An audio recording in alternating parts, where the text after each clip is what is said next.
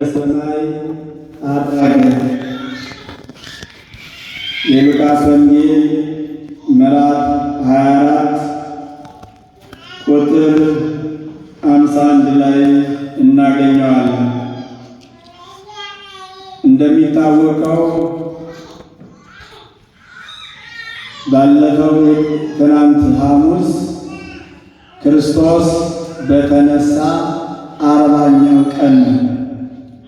ሁልጊዜ በዚሁ አንድ ነገር ላስገነዝባችሁ የምፈልገው ነገር እሁድ ድርጊቱ የተፈጸመለት ነገር ክርስትናም ይሁን ምን ይሁን 40 ቀን የሚሞላው ሐሙስ ቀን ነው። ይህን ልትላ እንዳትረሱ።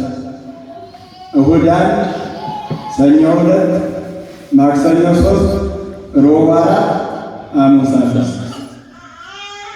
በዚሁ ሰኞ ቢፈጸም አንድ ነገር 40 ቀን መቼ ይሆናል? መቼ ይሆናል? ሐሙስ። እንደው ቢከታተል ያስታውቃል። ዓርብ ይሆናል። ልክ 5ኛው ቀን ላይ ነው 40 ቀን የሚሆነው። ክርስትና የሙት ዓመት አንዳንድ ነገር ስናስብ 40 ቀን ምን ጊዜ የሚሞላው ድርጊት የተፈጸመበት ዕለት ቁጥር 5ኛው ቀን ሲሆን 40 ቀን ይሆናል።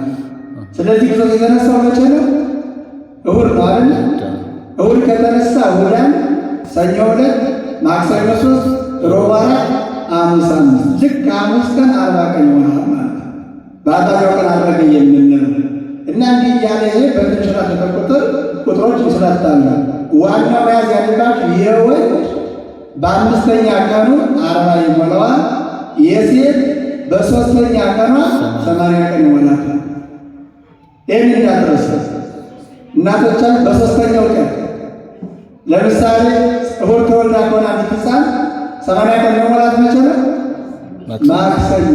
እሁድ፣ ሰኞ፣ ማክሰኞ። ሰኞ ከተወለደች ሮብ እያለ በ3ኛው ቀን፣ ወንድ ከሆነ በ5ኛው ቀን። እናቶቻችን በገጠር ካህናት ሳይጠይቁ በዚህ አቆጣጠር ብቻ ክርስትና ያውቃል። ወንድ በ5ኛ ቀን ነው የሚሆነው፣ ሴት በ3ኛ ቀን ነው በሚሆነው ብለው በቃ ቁጥሩን ያገኙታል። ምክንያቱም ከ3 ካለፈ አቆጣጠራቸው ተሳስተዋል ማለት ነው። ከ5 ከጨመረና ከቀነሰ አቆጣጠራቸው ተሳስተዋል ማለት ነው። እና ያችን ቀን ሲይዙ ትክክለኛ ሄዶ ይገናኛል። እና ክርስቶስ የተነሳው እሁድ ስለሆነ 40 ቀኑ ሐሙስ ነው። ከ40 ቀን ጀምሮ እስከሚቀጥለው እሁድ ድረስ በዓለ ዕርገት በመባል ይታወቃል። ከጰራቅሊጦስ በኋላ ደግሞ የራሱ የሆነ የአብሻህር የባሕርያት አቆጣጠር አለ። እስከ ሰኔ 17 ድረስ ይቀጥላል ዘመነ ዕርገት ማለት ነው። እና ዛሬ የምንማረው ስለ ዕርገት ነው ማለት ነው። እስካሁን በተደጋጋሚ በየሳምንቱ ስለ ትንሣኤ እየተማርን ይመጣል። ስለዚህ ወዐርገ ውስተ ሰማይ ማለት ወደ ሰማይ አረገ። አረገ ማለት ምን ይመስላችኋል? ሄደ፣ ወጣ፣ ከፍ ከፍ አለ። ነገር ይሰጥናል ትርጉሙ። ግዕዙ በራሱ አርገ ወጣ ነው። ግዕዙ በራሱ አርገ ወጣ ነው። ዕርገት ማለት መውጣት፣ ከፍ ከፍ ማለት ነው ማለት ነው። ይህንን መጻፍን ባርጎ ያብራራልናል። የሐዋርያት ሥራ ምዕራፍ 1 ቁጥር 10 ላይ ምን ይላል? ቁጥር 9 ላይ ይህንን ተናገረ። ከተናገረ በኋላ እነርሱ እያዩት ይላል ከፍ ከፍ። ሐዋርያት አብረው እያሉ እየተናገረ እያለ እያዩት ከፍ ከፍ አለ፣ እየራቃቸው ሄደ። ይህንንም ሊቃውንት ሲተነትኑ ይላሉ የርቀት አይደለም የርቀት ነው። ተረታችሁኛል? መርቀቅና መራቅ ልዩነት አለ አይደል? የርቀት አይደለም የመራቅ ነው። እያዩት እየራቃቸው ከፍ ሲል ደመና መጣችና ሰወረች ነው የሚለው። ያቺ ደመና ክብሩ ነች፣ ልዕልናው ነች፣ መንግሥቱ ነች። እና አረገ ማለት ከፍ አለ፣ ወጣ ማለት ነው። ስለዚህ 40 ቀን ሙሉ ምን እየሰራ ሰርቶ ነው በ40ኛው ቀን ያረገ የሚለው ስናይ በ40 ቀን ሙሉ ስራ ሲሰራበት ነው የሰነበተው አምላካችን። ከሰራቸው ስራዎች እጅግ በጣም ታዋቂ የሆኑ ስራዎች አሉ። አንዱ እና ዋናው ትንሣኤውን ለማያውቁ ሰዎች በደንብ አድርጎ ማሳወቅ፣ ትንሣኤ ለማያምኑ፣ ትንሣኤ ለማይሰሙ፣ ትንሣኤ ለማይወዱ የለም ለሚሉት ለነሱ በደንብ አድርጎ እየተመላለሰ በጉባኤ ለብቻም እየተገለጠ ትንሣኤና ሕይወትን እያለ አምላክ ትንሣኤው በደንብ አድርጎ ማስተማር ማስረዳት ነው አንዱ ዓላማ። 40 ቀን ሆኑ ማለት ነው። ካረሳችሁ 3 ጊዜ ተገለጠ በጉባኤ ብለን ነበር። ታስታውሳላችሁ አይደለ? 3 ጊዜ ተገለጠ ብለናል። በአንደኛው መግለጥ ምን አደረግን ያለ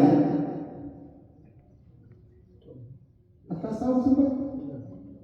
የትንሣኤ ዕለት ተገለጠ፣ የዳግም ትንሣኤ ተገለጠ። ከዛ ደግሞ በባሕረ ጥብርያዶስ በ25ኛው ቀን ብዬ ነግሬያችሁ ነበር እና በአንደኛው ቀን ተገልጦ ምን አራቀ ያለ ፍርሃትን የሐዋርያት ድንጋጤ በዚህ ቤት ተጨንቆ ነበር። ፍርሃትን አራቀላቸው። ፍርሃትን አርቆ ተነስቻለሁ ብሎ ፍርሃትን አራቀላቸው ብለን በመጀመሪያው ቀን በመጀመሪያው ትንሣኤ ፍርሃትን አራቀላቸው።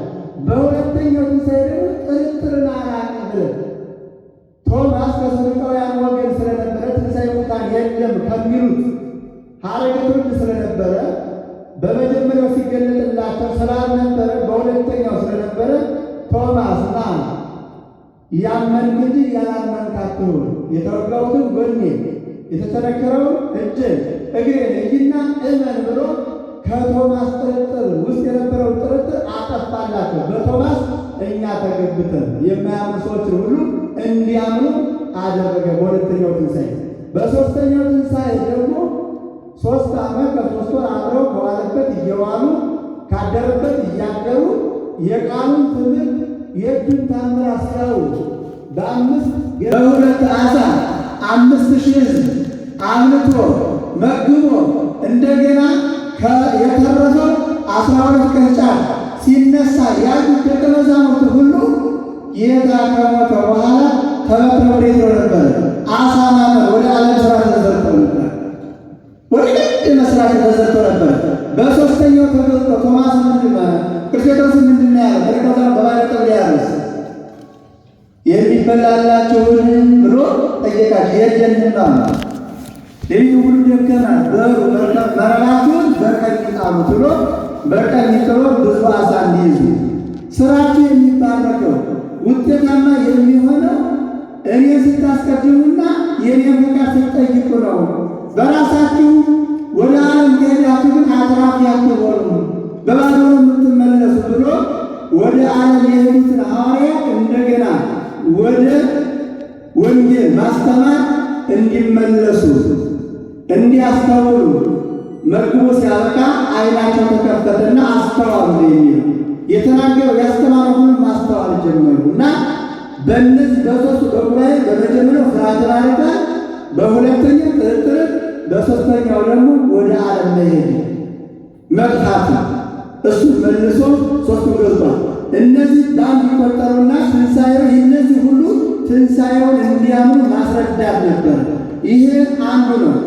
ሁለተኛው በዚህ በ40 ቀን ውስጥ ሲሰራው የነበረው ጌታ ቅድም እንዳልኳችሁ በጉባኤም በግልም እየተገለጠ ሲሰራው የነበረው ስለ መንግሥተ ሰማያት ማስተማር፣ ስለ መንግሥተ ሰማያት ሚስጥር መግለጥ ነው።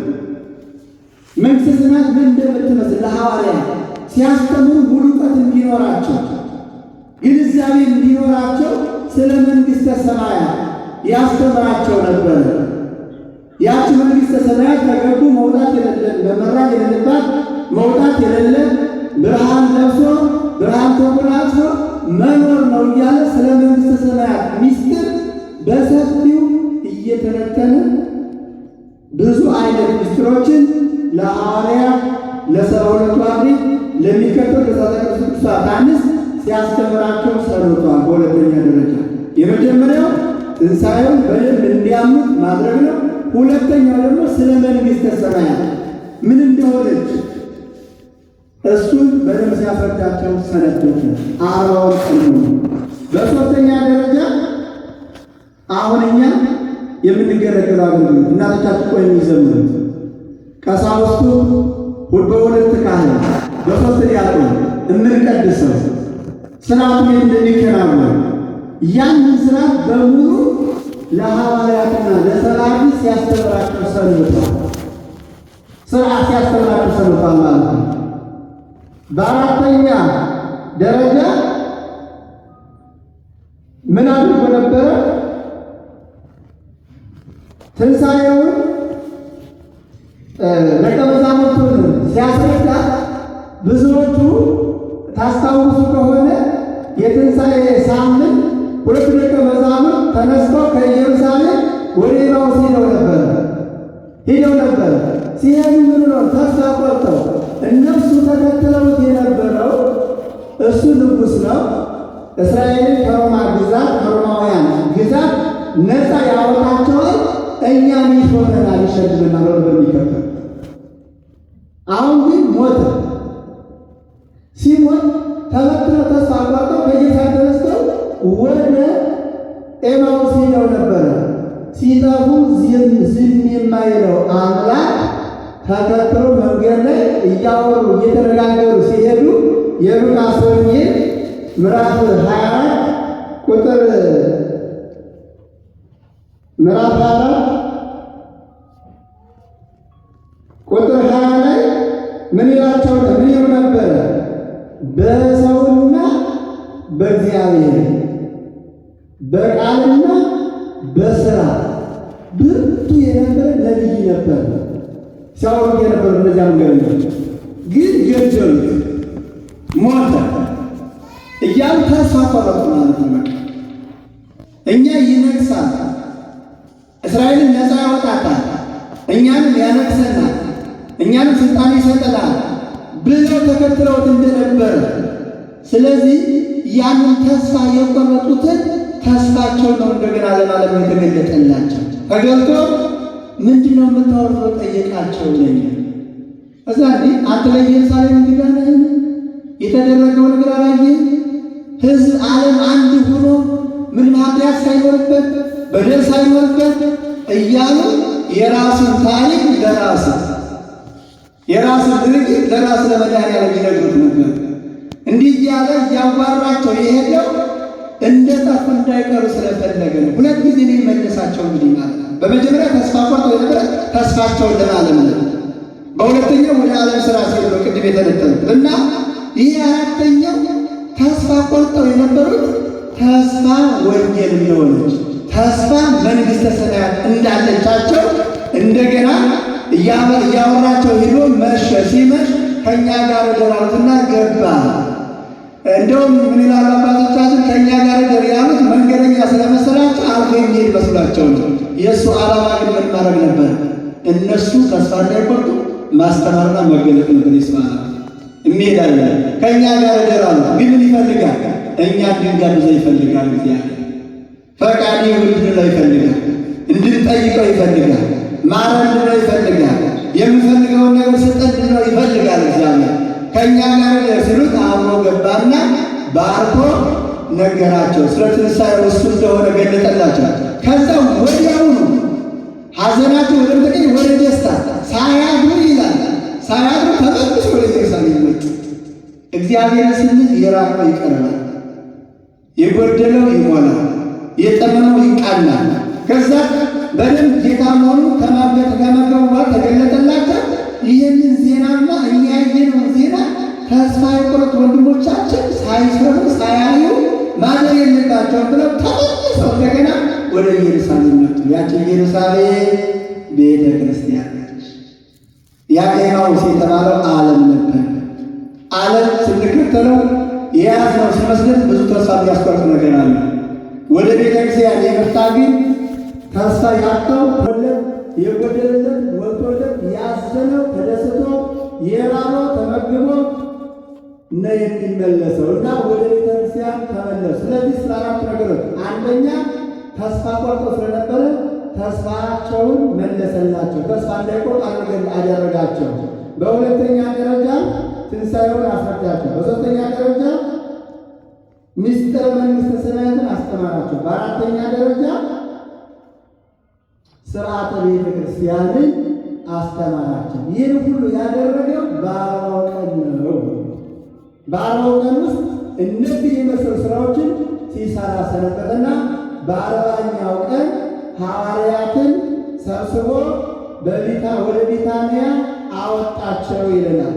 የሉቃስ ወንጌል ቅድም ያልኳችሁ ምዕራፍ 24 ቁጥር 51 ላይ ምን ይላል? ወደ ቢታንያ አወጣቸው፣ እጆቹንም አንስቶ ባረካቸው። ሲባረካቸው ከእነርሱ ተለየ የሚል እጆቹን አንስቶ ሐዋርያትን ባረካቸው። እየባረካቸው እያለ ከእነሱ ተለየ፣ ወደ ሰማይ አረገ። ቅድም መነሻ ያደረግነው እነሱ ሰገዱለትና በብዙ ደስታ ይላል። ሰገዱለትና በብዙ ደስታ እየዘመሩ ወደ ኢየሩሳሌም ተመለሱ የሚል እንግዲህ መጀመሪያ ትንሣኤውን በደንብ ታስረድቷቸዋል። ያ የተነሳው አምላክ ደግሞ ማረጉን ዓይናቸው እያየ የምታት እንዳለ የርቀት እንዳልሆነ የርቀት ሲለያቸው አዩ። ይህንን ሲያጠናቅረው የሐዋርያት ሥራ ምዕራፍ 1 ቁጥር 11 ላይ ሰውራ ደመና ከዓይናቸው ሰውራ ተቀበለችና እርሱም ሲሄድ ወደ ሰማይ ትኩር ብለው ደቀ መዛሙርቱ ያዩ ነበር። ወደ ሰማይ ትኩር ብለው ይመለከቱ ነበር። ሲመለከቱ ሳለ ይላል እነሆ ነጫጭ ልብስ የለበሱ 2 ሰዎች በአጠገባቸው ቆሙ። ሐዋርያት ቅዱሳን ሐዋርያት ትኩር ብለው የጌታቸውን ዕርገት የአምላካቸውን ወደ ሰማይ መሄድ መውጣት ከፍ ከፍ ማለት እያዩ ትኩር ብለው እያዩ እያለ ምትሃት ይሆን ዓይናችን ይሆን እያዩ እያለ ነጫጭ የለበሱ ሰዎች ተገለጡና እናንተ ደግሞ የገሊላ ሰዎች ሆይ ወደ ሰማይ እየተመለከታችሁ ስለምን ቆማችኋል? አሏቸው። ምንድን ናቸው እነዚህ ያሏቸው? 2 ነጫጭ ልብስ የለበሱ እነዚያ ማን ናቸው? ቅዱሳን መላእክት ናቸው። ቅዱሳን መላእክት ናቸው። እናንተ የገሊላ ሰዎች ሆይ ወደ ሰማይ እየተመለከታችሁ ስለምን ቆማችኋል? ይህ ከእናንተ አለ ወደ ሰማይ የወጣው አለ ወደ ሰማይ የወጣው ኢየሱስ ወደ ሰማይ ሲሄድ እንዳያችሁ እንዲሁ ይመጣል ብለው ዳግመኛ እንደሚመጣ አስተማሯቸው፣ አስረዷቸው። ቅዱሳን መላእክት ጊዜ የጌታ ምስጢር፣ የጌታ ትንሣኤ፣ የጌታ ዕርገት፣ የጌታ ልደት ባለበት ጊዜ አይለዩም። ምን ስለሆኑ? ተላላኪዎች ስለሆኑ የሰውን ልመና ወደ እግዚአብሔር የእግዚአብሔርን ቸርነት ወደ ሰው የሚያመጡ ስለሆነ አሁን ቅዱሳን ሐዋርያት ተስፋ እንዳይቆርጡ እንደው እንደ ሄደ ይሆን እያሉ እንዳይጨነቁ ሲወጣ እንዳያችሁት አሉ ተመልሶ ይመጣል ብለው ቅዱሳን መላእክት ነገሯቸው። ስለዚህ ሁልጊዜ ክርስቶስን ስንፈልግ ማን እናገኛለን? ቅዱሳን መላእክት። ክርስቶስን ስንፈልግ ድንግል ማርያም፣ ቅዱስ ክርስቶስን ስንፈልግ ቅዱሳን ሐዋርያት፣ ክርስቶስን ስንፈልግ ቅዱሳን ሰማዕታትን እናገኛቸዋለን። እግዚአብሔር ለኛ ይልክልናል። ስለዚህ የቅዱሳን መላእክት ጠባቂነት፣ ረዳትነት እንዳይለየን ፈቃዱ ይሁን። ግራ በገባን ጊዜ፣ በጨነቀን ጊዜ፣ መልስ ባጣን ጊዜ ቅዱሳን መላእክት ተገኝተው በመካከላችን ተገልጸው መልስ እንዲሰጡን ተስፋ የቆረጥነው ተስፋችን እንዲያለመልሙልን የአምላካችን ቅዱስ ፈቃዱ ይሁንልን። ስለዚህ በ40 ቀን እነዚህ ካከናወነ በኋላ አረገ። አሁን